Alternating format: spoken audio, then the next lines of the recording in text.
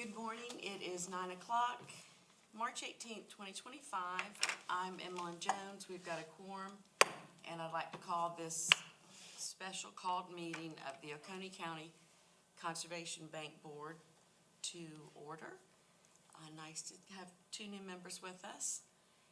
And our first order of business is the election of officers. So since we have a quorum, do we have any nominations for chair?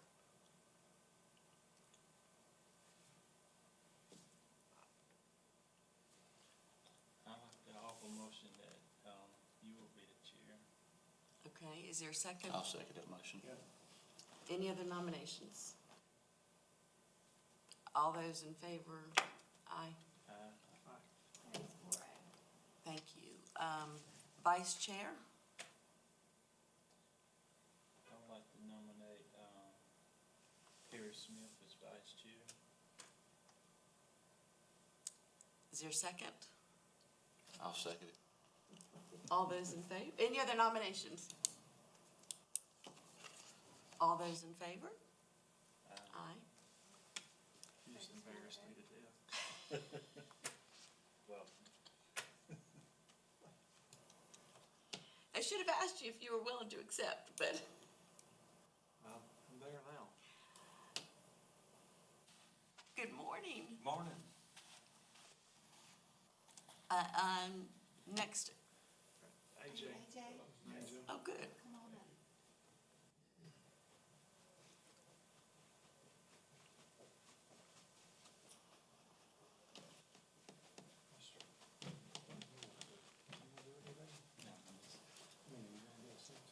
You're right there.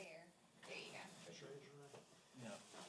No. Next on our election of officers is secretary. Are there any nominations?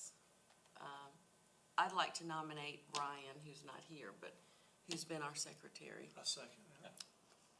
All those in favor? Aye. That is 5-0. And our final officer is treasurer. Do we have any nominations for the office of treasurer? Who is treasurer now? It was Taylor. He was not reappointed, so we don't have a treasurer right now. What would be the responsibilities of the treasurer? So they sign off on the checks, keep track of the balances, keep a running order of our money. We've got 2 accounts. Jennifer prepares the reports. I basically just take the reports that come from the bank each month, I put them in a spreadsheet, and then they're sent out to everyone before the meetings. And then you would just sign our treasurer's reports once the board votes that they're all correct. And that's basically kind of it. And then if we do have a fund, if we need your signature on the check, you would be signing. I nominate AJ Beltrude, so. I'll volunteer. Is there a second? Second. All those in favor? Great, so we've got our officers set for this year. Our next order of business is to set the meeting times and dates. And Jennifer, if you'll put that up on the screen. We've got to meet 3 times a year. We've already missed one of our meetings in February. So first of all, before we talk about meeting times, can we agree on the dates? This is typically the second Tuesday of the month. Is there any discussion about the dates? I'm okay with the dates. Each fine. Okay. And typically, we have been meeting at 9 o'clock in the morning. There was a proposal that we change it to, The evening. Evening. Yeah, that would work best for. okay. That's me as well. Yeah. Is there a time that we are, I like 6:30, but that would be Is my that- will for that. That's not traditionally That's- how late we start that's- any meetings. It's 5:30 usually. 5:30 would be the latest. We can push push it to 6 if need be, but 5:30 for boards and commissions and 6 is usually for council. Okay. 5:30.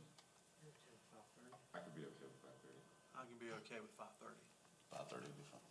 So, is there a motion that we accept the proposed meeting dates I'll make a motion to accept the meeting dates at 5:30? at 5:30. I'll second. Is there a second? Very second. I'll second. Go ahead. I have a question. Yes, ma'am. November, that would be the 12th. That's gonna be on a Wednesday.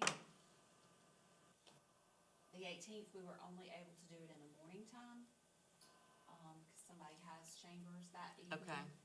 I believe council has chambers that evening. So it looks like it would be the 12th, which is a Wednesday PM. Is that okay with you guys, or would you rather? Because I think, is the 11th Veterans Day? It is. Okay, so we don't want to meet that day. Yeah, so let me just take a minute and explain to the new members a little bit about our cycle, our grant cycle. 3 times a year, we have application deadlines. And that's when a landowner, a land trust presents a proposal to us for funding. We have 90 days from the application deadline to approve the application.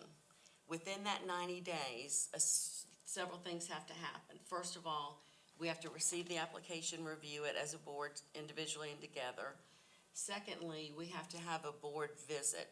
We typically have 2 to 3 board members visit the property, because if we have 4 board members visit, it counts as a quorum, so we don't want that. Then the third step is voting based on the criteria that's set forth by county council in the ordinance of what we are ranking them on. It's a point system. So that process can take several meetings. So we schedule as many meetings as are on the agenda. If we don't have business, we will not. Hey, Brian. Excuse me. No, you're good. If we don't have business, we were not gonna meet. But it is important when we do have business and when we do need to flow through these, application deadlines and the process, the grant applications, that we do meet. So that's why the November meeting could be an important one, because we do have a deadline of November 1st. Any questions about that? So November 18th is AM only, correct? Yes. Okay, and, And we don't have to decide that right now. I don't think, do we? Do we have to go ahead and No, set I that? can leave that out and we can decide later and just advertise it separately. Okay. As it gets closer, whether we decide to meet on the 12th or on the 18th. okay, so it's either or, I think in this case, it could be, or both. and I say that because, yeah, it could be both. But a lot of that will depend on whether we have a grant application for the November 1st cycle. Which, by the way, we've got a proposal into county council to have a rolling cycle, which means we're not so deadlocked on these deadlines, that basically anybody could apply for a grant anytime during the year, and that takes the pressure off the timing, but that's just a side note. So, Ryan, we're proposing 5:30. Can't do 5:30, because I'm coaching. I have daughters. I have stuff I'm involved with in the evening. Well, there's a motion on the floor that we accept these meetings at 5:30. Most likely won't be able to attend the majority of them. And my evenings are, it's not, I'm not just like going home and, Right.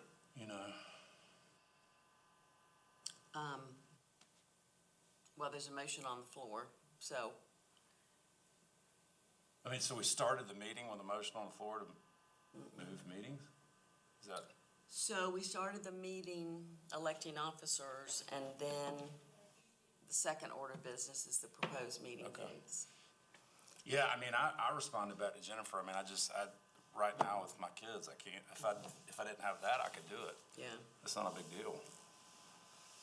Well, I prefer 9 o'clock as well, because that's just what we've traditionally done, and that works for my schedule. So it's just gonna come down, honestly, to 6 of us and, our personal preference. Yeah, I won't be able to attend any meetings that take place before at least 5 PM because of my work schedule. Well, I mean, just my opinion, it's like, this has been this way. I mean, it was this way when I joined the committee. If I couldn't have done it, I probably wouldn't have agreed to volunteer to be on the board. And it's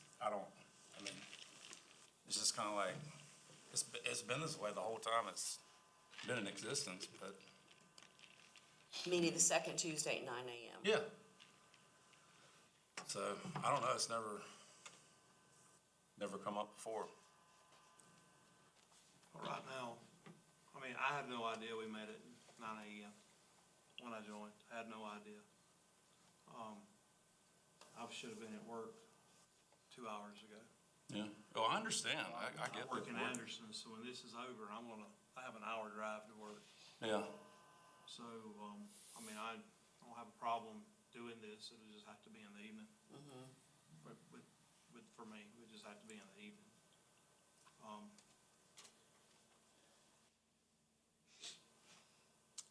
So, I'm like AJ, I work during the day. So Jared works during the day. Same way. well, and I guess Ryan and I have obligations in the evening. But I will obviously make work whatever the board decides. Would 5 PM work better? I don't know. if Harriet So- can make 5 PM. I can make 5 PM. So that way we're just, we're trying to bring it closer to the afternoon within that time, right? Well, we've got a motion on the floor. Has the motion been seconded, Jennifer? Yes. Okay. So we're going to For vote, 5:30. I beg your pardon? The motion was the dates were good for 5:30. Okay. So we want to amend that for 5. 5:30 works best for me, Okay. like I said. Okay. and- Well, we'll keep the motion as 5:30. So all those in favor of accepting the proposed meeting dates with the time of 5:30? Let's do a show of hands. All those against, show of hands. So it's tied. 3-3. I beg your pardon? It's 3-3.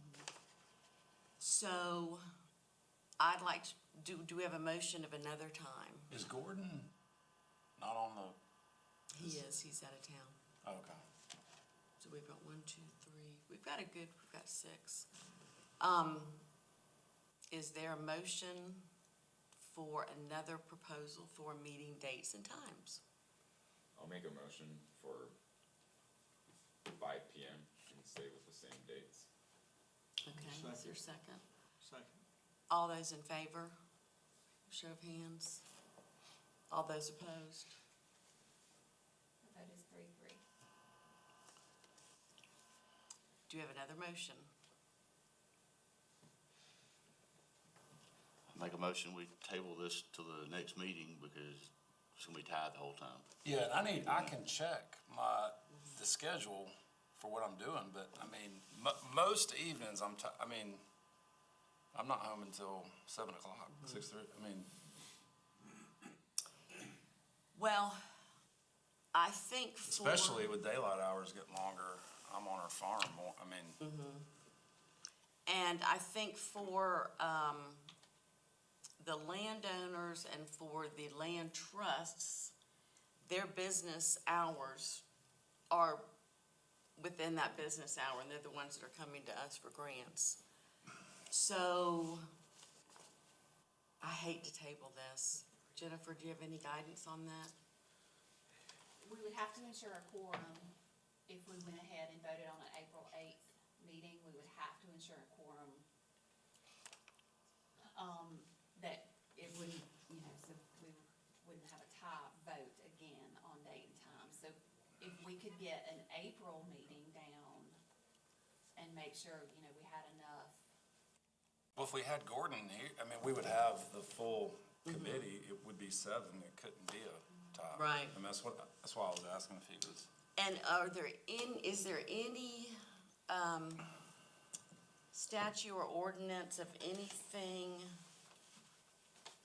any vote or any decision that is not us physically sitting here? I would have to speak with Mr. Root on that. Okay. So I can make a motion of 3 PM to meet. I'll second that. All those in favor say aye. Any discussion? All those opposed? No. 3 o'clock? 3.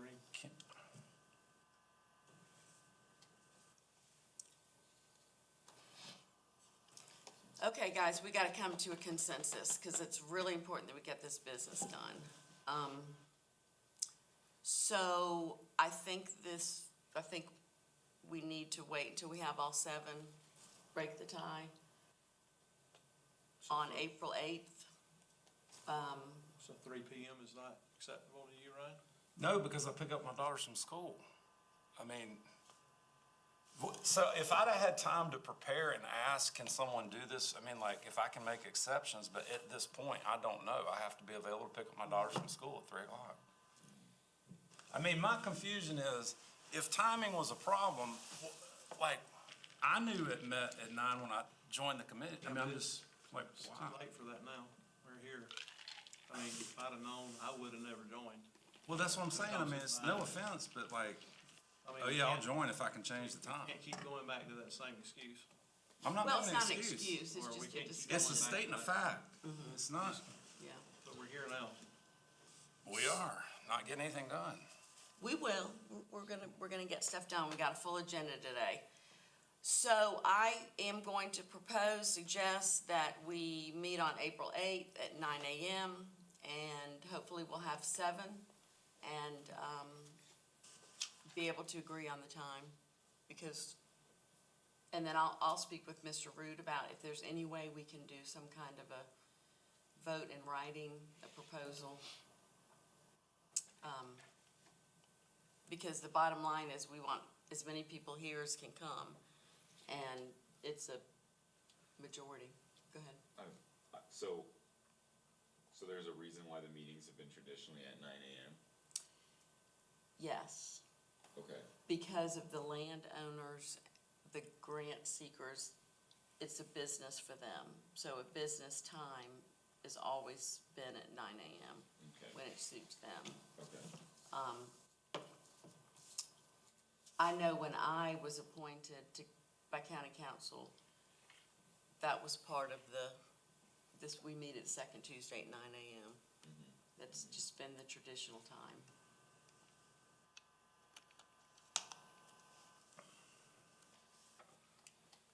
So, April 8th, it is.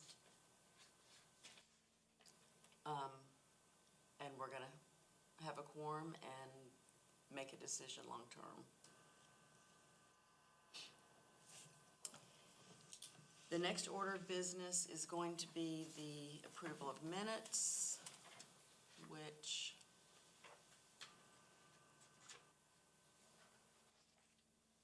December 10th was our last regular meeting. And you'll find that, here it is. I can't find it either, Jennifer, on my, They were sent with the email. okay. I thought I had it in there. Here it is. Here it is. December 10th, 2024. I know that, 3 of us were there for that meeting, 3 of us were not. Is there a motion that we accept the minutes as written? I'll make a motion. Is there a second? Second. All those in favor? The minutes are approved. The treasurer's report. Jennifer, I guess, would you like for me to do it, or would you like to do it? It's pretty much, well, is it just what you, It's just what I sent you. okay, well, then I don't They need, just need to be signed okay, before you. okay, I can sign it. So if y'all go to the back up.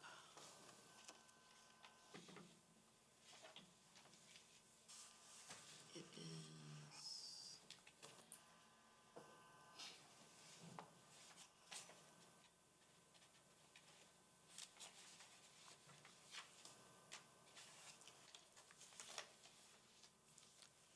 So let's go down to the most recent one, Jennifer.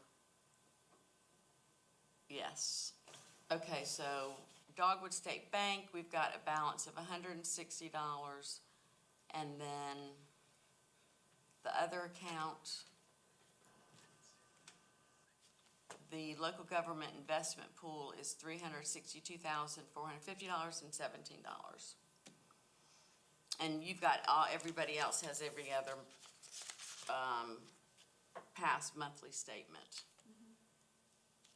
So is there a motion that we accept the treasurer's report?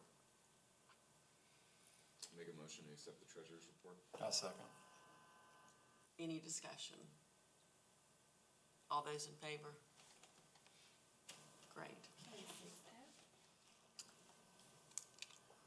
Fundraising and public relations report, I'm just gonna give y'all a quick update. You may remember last year, County Council approved our board to join the South Carolina Land Trust Network, which is a network of land trusts throughout the state. So I was one of the county representative, I was the representative for Oconee County at the last meeting at Table Rock. It was very interesting. All the land trusts were there from across the state. The focus was on water, which of course is very timely for Oconee County. Really interesting to meet kind of the movers and shakers in the world of conservation. But one of the things that they talked about was Governor McMaster's commitment to conservation. South Carolina Department of Natural Resources has a new director. His name's Tom Mulliken. He's an absolutely fascinating man. Military, he's a lawyer, true outdoorsman, and he's a huge conservationist. So that's an exciting time for DNR. But let me just read you this little snippet from Governor McMaster's State of the State address, and this was in January. So we should ask, what will South Carolina look like in 100 years? Which begs the question, what do we want it to look like? In recent years, we provided funds, time, and attention for identifying significant properties for preservation and conservation and for flood mitigation. We now have an army of people, public and private organizations dedicated to these endeavors, including Conservation Land Bank, Department of Natural Resources, Office of Resilience, the Forestry Commission, the Department of Parks, Recreation, Tourism, the Nature Conservancy, the Open Space Institute, the Darla Moore Foundation, Francis Marion. In 2024, this collaborative effort has permanently protected 96,000 acres of environmentally and culturally significant properties, investing and leveraging $143.5 million in state, federal, and private conservation funds. Once again, my executive budget recommends that significant funds, $15.5 million, be appropriated to continue these important and significant preservation and conservation efforts. So it's a really exciting time for conservation in our state, and we're one of the few counties that actually has a conservation bank. As you know, we are not publicly funded. We're funded strictly through private donations and trusts, and just wanted to share our governor is fully committed to conservation, and it was a great meeting. If y'all have any questions, you can always ask me. Grant status. Eddie? Don't, just except Fall Creek. And it's closed since the last time that we met. Okay. That's all that I have. I think they closed in December. Also, in January, County Council unanimously voted to approve funding for Stevenson County Farm. So that's been done. That will close probably in the next 3 to 6 months. Discussion items. Jennifer, do you want to? So when Community First changed to Dogwood State Bank, the accounts, are now charged a $10 monthly fee. Knew it. And so when I called and spoke with them, they said we could change this business account to a money market business account where it would actually draw interest and there would not be a $10 monthly fee. That is the only option they gave me to stop the fee. And what is the minimum amount to have a money market?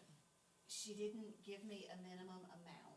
I know that unless this current account keeps $1,000 in it at all times, it will be charged the $10. The Dogwood account? Yes.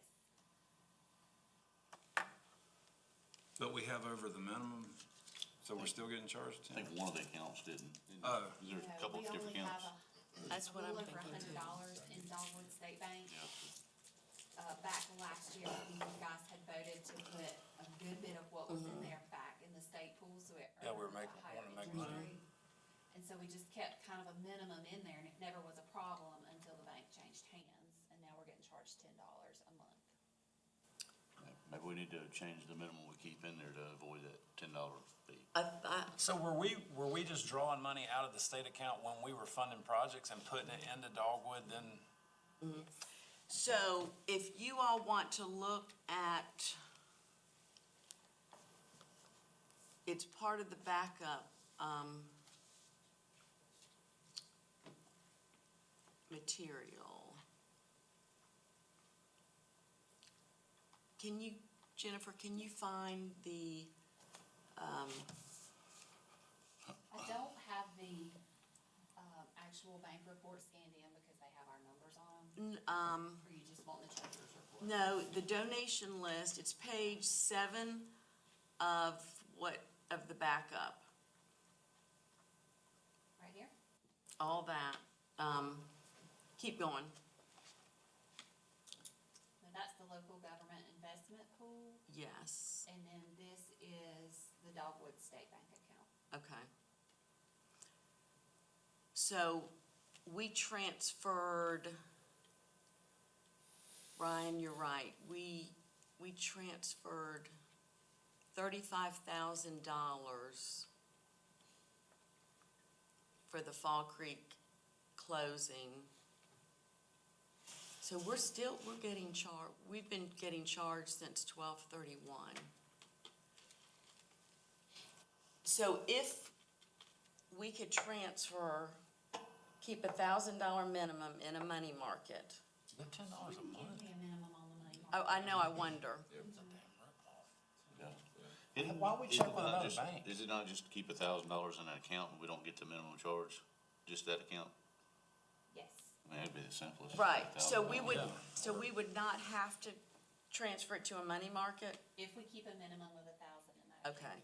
because I would be shocked if they would allow us to have a Yeah, money I market mean, with that's $160. So I think that's the, And I'll call and just Okay. clarify with her again, and if that changes, I'll let you know. okay, do we have a motion about transferring money? I say, I make a motion, we keep a minimum to avoid the charge in there to keep from wasting any more money. I'll second. Okay, any discussion? I have a question. Yes. How much do you want a kind of a padding, like That's $1,100? $1,100. I mean, I would just say the minimum, Just the minimum 1,000? Minimum's 1,000, But what if you go under? yeah. Well, I'm gonna If you buy check, shares. I mean, is it okay as a board member for me to inquire with a couple of banks I do business with to ask them, can we not have, I mean, they're not the only bank. I mean, County Federal Yeah, I'd or be happy something. to call wherever you need me to call to see if we can move. I don't think it's uncommon with a low amount to have a $10. I mean, they went from being a local bank to I a know. regional bank, so I'm just kinda curious, can we deal with a local bank, Oconee County Bank that won't, you know, Yeah, check with Blue Ridge and check with Oconee Federal? I like that idea. I mean, that's what I would do if it were me, by myself. right. So let's do this. Let's check on that. If it can't, well, we've got a motion on the table Yes. to transfer $1,000, And he seconded it. and it's We're seconded. up for discussion. I think we should do that I- until, I think- until we figure Yeah. out another We resolution. don't need any Okay. more fees, so, Yeah, especially, we're not gonna meet until April. yeah, You know, $30. it's like Right. $30 more. Transfer 1,000 and then look for alternative banks. Well, I say keep a minimum of the 1,000, whatever the minimum is. I Yeah. think we need to keep right at it, and just, make sure we don't get the fee charge. Because I don't think there's any advantage of having more than that. We're gonna, AJ as treasurer, y'all will work together to make sure that that doesn't fly under 1,000. Okay. So, all those in favor of transferring up to whatever we need to bring it up to the $1,000 minimum to avoid that $10 fee? $940. Yes. All those in favor, aye.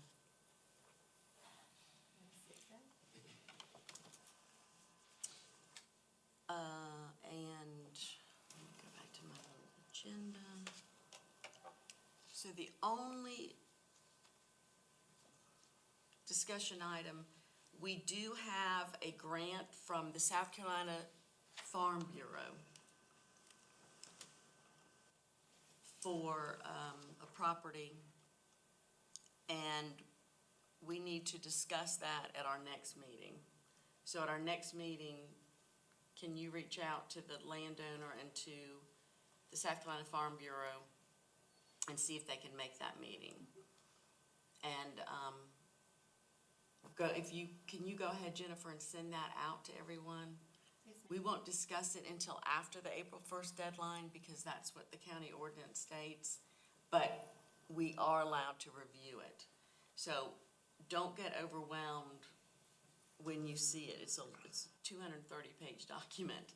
It's a lot, but a lot of it is just more about, it'll be about the South Carolina Farm Bureau, but when you really get to the nitty-gritty of the property, why they want the easement, it's a very objective formula. And then I would encourage you to get on the website and look at the criteria and look at the checklist, just to kind of, in your mind, think, does this property meet the criteria that was set forth in the county ordinance? Yes. Well, what website are you referring to? There is, on the county website, the bank board has a website, has a link. Okay. And if you go down there and look under forms, you'll see the application, and then you'll see what's called the, is it the ranking form, the Yeah, there's a score sheet evaluation. score sheet evaluation? Jennifer, would you mind sending out that link to that? I think that's a great idea. Okay. Thank you. And so, most of the things on that form are pretty objective. It's gonna be the soil, the number of acres, it's just very objective. There are some things that are subjective, which is, biodiversity. You'll see it when you, so it's important to, before you really look at the grant, to understand what the criteria is for approval. And it's a point system based on what the land, if it's farmland, if it's historic property, or if it's rural property. Normally all that's emailed out, right? We're not having, I've never gone to like a link on our, So the link she's gonna send out is the link that's on the website of the criteria, the worksheet. You know, when we sit Oh, down and rank it, cause I think if you're gonna look at the application, you need to understand what the Yeah. criteria I is would too. like to. I totally, I'm yes, very new to yeah. this, so I'd like to. Oh, yeah, get it's a it, process. And, kind of redundant, I mean, it's not really complicated, it's just Well, it's not complicated, but I think it's worthy of taking a minute to study and understand. I think the grant application, when you look at it, can seem very complicated and overwhelming because it's a lot of information. So when you, these landowners, when they qualify for this, and we obviously issue money to them, what happens to the land? Well, they are putting an easement on their property. They're putting a conservation easement on their property. We are helping them if their property meets criteria that was set forth in the county ordinance, then we can fund some of the costs of the easements. And when an easement is placed on a property, what does that do to the property? It's- What happens? It is a conservation easement. It means that it's protected. It doesn't change hands. The landowner still owns it. But each conservation easement means different things.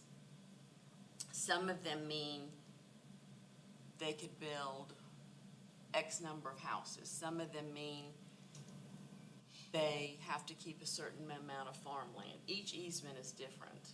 How many easements have we given that said you could build so many houses?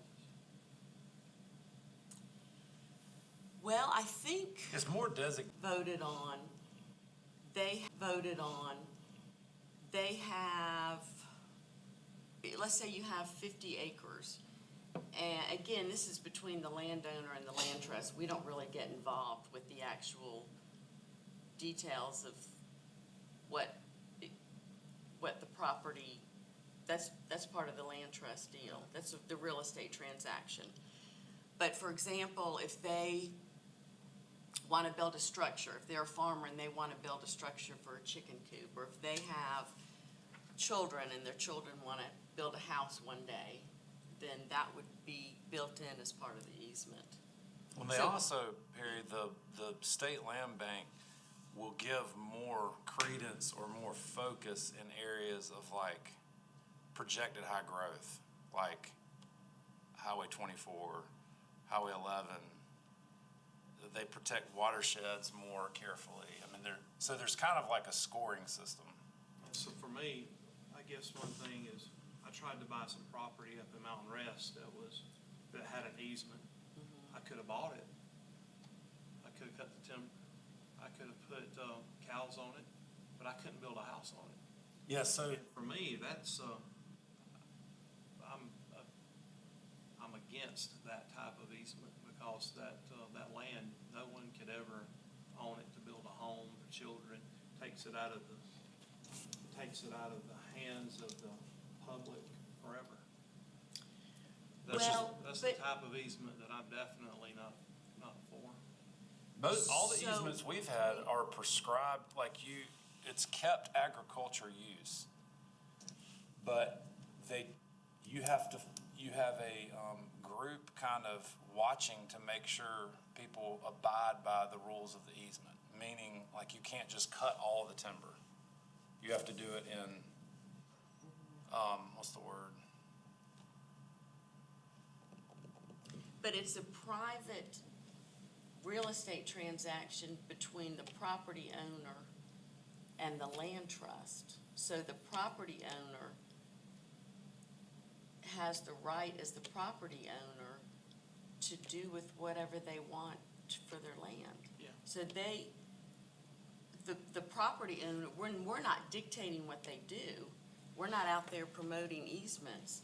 But when a property owner voluntarily wants to put their land in a conservation easement, then we help fund that. Does that make sense? So we don't Yes, fund anything. We help fund taking property out of the hands of the public. Absolutely No. not. No. Part of what we do is help purchase property. We fund, for instance, there was that property that the U.S. Forest, I think, ended up, we funded, no, absolutely, we do not take it out of the hands of the public. But your private land now is not in the hands of the public. I mean, No. do you, I own property and I don't allow public access to my land. No, I agree, but it takes it out of the hands of future ownership by the public. No, it doesn't. You can Oh, sell no, it. you could You can sell sell it. it fee Oh, simple. absolutely With the not. easement on it, and it's The actually easements- becoming a big market. The easement stays on the People want property, it. but as the homeowner can sell to anybody. There's no restriction at all of who the homeowner can sell I'm to. just trying to understand why we would fund a homeowner putting their land in an easement. If they wanna put it in an easement, they should just put it in there and pay the money themselves. I don't understand why it's a funded. Well, I guess I need to try to understand that a little bit more. I don't feel that, I don't understand why we're funding someone putting their land in an easement. I mean, I'm okay with funding, I'm okay with funding a farmer, fencing in a creek to protect it. I'm okay with funding something like that, but That's it. so need to understand our more. board we could not fund something like that because Understood. our county ordinances, we cannot fund any property that does not have an easement on it. That's what we do. So one thing that might be helpful is to go back and look at the, agriculture report from 2023 is helpful, and then the planning, the Oconee County planning, was that 2010, I think? Which is kind of when this board was originated, and that might help understand their justification for this board. And remember, we're not funded at all from the public. We don't get any tax dollars. It's all privately funded. And then the other thing that's, I think is really helpful is if you go back and actually look at the ordinances and look at, let me just see, I can't pull this up, but I've got too many tabs going on. So the agriculture report it's a 44-page report. It was Oconee County Task Force on Agriculture, March 2023. And then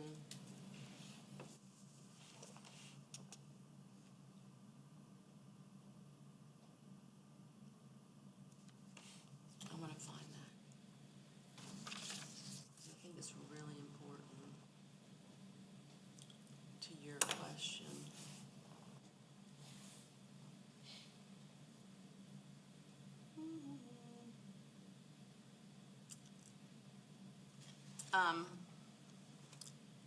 So eligible recipient means any of the following: Oconee County, a municipality in Oconee County, an independent agency or commission in Oconee County whose mission directly relates to the conservation of lands and natural, cultural, or historic resources, a not-for-profit charitable corporation or trust authorized to do business in the state, federal, state, and local agencies organized and operated for natural resource protection or historic land preservation. So in other words, if the Department of Natural Resources had a property in Oconee County that they wanted to purchase, they might come to us and ask for a certain amount of money in that, like for instance, in that case, there would be public access.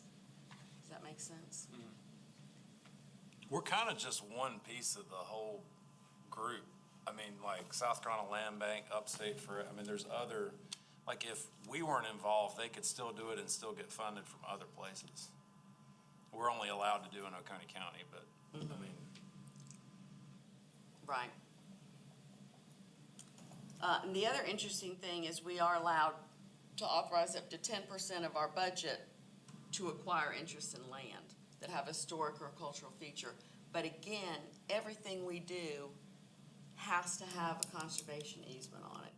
We don't fund anything, and that's in our ordinance. We don't fund anything that does not have an easement on it. that help clear it up? Yeah, I'll learn a little bit more. I know, it's a lot, Emily, yeah. I think, and Oh, hello, Hey, may I speak? absolutely. They're really, I'm Andy Smith, formerly on this board and a real estate attorney. So, one of the things happens when you put a conservation easement on your property, the property's appraised. And so let's say the value of your property is $500,000. When you put a conservation easement on your property, you effectively reduce the value of the property. So say now it's worth $250,000. And the reason that it's diminished value is because you've taken away the right to develop it residentially or industrially, because everybody's looking at it and saying it has conservation values that we want to conserve and preserve. So that landowner, in effect, is losing, right now in the present, $250,000 worth of value. So they're just sitting there, nothing changes on the land, but the value's diminished because you can't develop it. So that's what this board does, the South Carolina Conservation Bank Board and others do, is provide that landowner with dollars to compensate for that diminishment in value. So that's why, that's our role, or your role in doing that. And I think part of it is that you understand and agree that conservation is important. And one of the amazing things about it is that, as a real estate attorney, you don't have to sell the property to everybody. There only needs to be one buyer. And they've found that the reality is a lot of properties with conservation easements on them, they actually have a higher market value than they would without it. So the traditional idea is that we are decreasing the value of property is actually, reality has shown us that that's not always true. There are people that want the property just like it is with that strong conservation easement on it. It makes it more valuable. And another concept too is that we look at it and we think we're stealing rights from the unborn for the future. But think about it this way. If you go in there and you put an industry there, that person 150 years from now, you've taken their ability away to do anything except have an industry there. So it's really that idea that you're taking something from the future is, kind of disingenuous and misconstrued, because any present use you have of the property is going to affect the future. You make a subdivision 150 years from now, I can't make it ag. It's gone. So your decision doing that has the same effect as this, taking away the development rights. And so our point is that we like the way it is, and the landowner likes the way it is, and they want to preserve it. They want to give that to the future, that you get to come here and see not a subdivision, but this beautiful farm. So it kind of supports family farms and that sort of thing. So, it's a different way from, that narrow way of looking at it. And that's why we're here. That's why it works.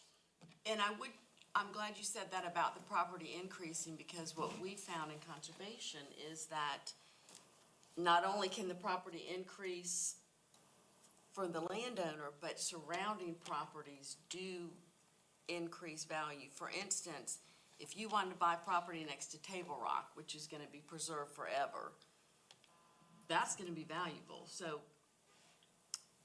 there is value in preserving their property. The bottom line is it's their right, I guess, the way I've always looked at it as property owners. It's kind of like estate planning. You plan, what you want for your children. But I do think the idea of property being devalued is a little bit, it can work both ways. That's Property can increase with an easement on it. Yeah, so, Mr. Chair, what he said there is interesting. So you can never develop the property, it goes up in value. It also makes all the property around it go up in value. Well, That sometimes it also- can. But that also causes when you lose property for development, or you lose property to be able to do what you want on, it causes all the property around the area to go up, which causes our future generations to have to pay more for property, because the more we fund to lose to the public, the more the property values go up. People are gonna have to pay more for the land that is available. That's what we're doing, is we're causing the property values for everything to go up by removing this property from actual public use. We're not removing the property from If public it can't be use. developed, But I own property now. That I own property as well. And we're not zoning commission, we're not planning commission. We don't get involved with what a landowner wants to do with their personal property unless they want to put an easement on it, but it's their right as a property owner. And we're not dictating what they do. I agree. We're helping fund it. We are, well, that's what the county council created our board for, and they wrote the ordinance. Our job is to follow the ordinance, and keep in mind, we don't use taxpayer money at all. It's all privately funded. The money that we have been granted was specifically set aside for our bank board for easements. That's the big money that we've been getting from Duke Power, that we're getting ready to get from Duke Power, it's for conservation easements. That's what it's specified for.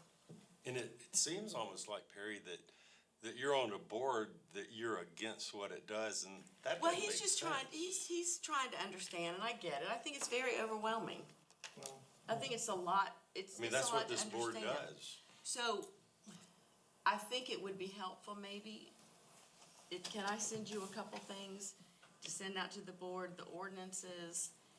I think the ag report, and then the last Oconee County, Comprehensive plan, I beg your pardon? comprehensive plan? Yes, was that 2010? I don't remember the date. And it's been updated some. So those are all the things that have been done since the last 15 years, which is why the board's in place. But those are great questions, and I think it's important to understand what we do. Any other thoughts, questions? Thanks, Tim. Oh, thank you, I appreciate it. So we'll meet April 8th, and if there's no more business, I actually have a question. okay. In regards to the meeting times, outside of 9 AM, would there be any other time that, I'm gonna check with some help on picking our girls up. If I know the days, I can probably do 3 PM. Okay. But, I mean, as of right now, this week I could, cause they're on spring break, but, I mean, I just need to check, that's all I'm trying to say. no, I understand, my work schedule, is kind of fluid right now, to say Yeah. the least, so, I'm like, the evening time is the safest, like, guaranteed day I could be available. I mean, obviously, we want to meet when the majority of our members can meet, that's very important. Yeah. Because so- we have 7 members, we've got to have 4 to have a quorum. So, Yeah, we need everybody to be able to. yeah, we really do. Okay. So Yeah, no, we're gonna- I was curious to see how open Yeah. everyone else was to meeting. Yeah, outside of we 9 AM. definitely want to find a time that works best for everybody. There's Okay. no, we've all committed to be on this board, we all were appointed by county council, and we want to fulfill our obligation, so, Sounds good, okay. thank you. Okay, Thank you. this meeting is adjourned, thank y'all.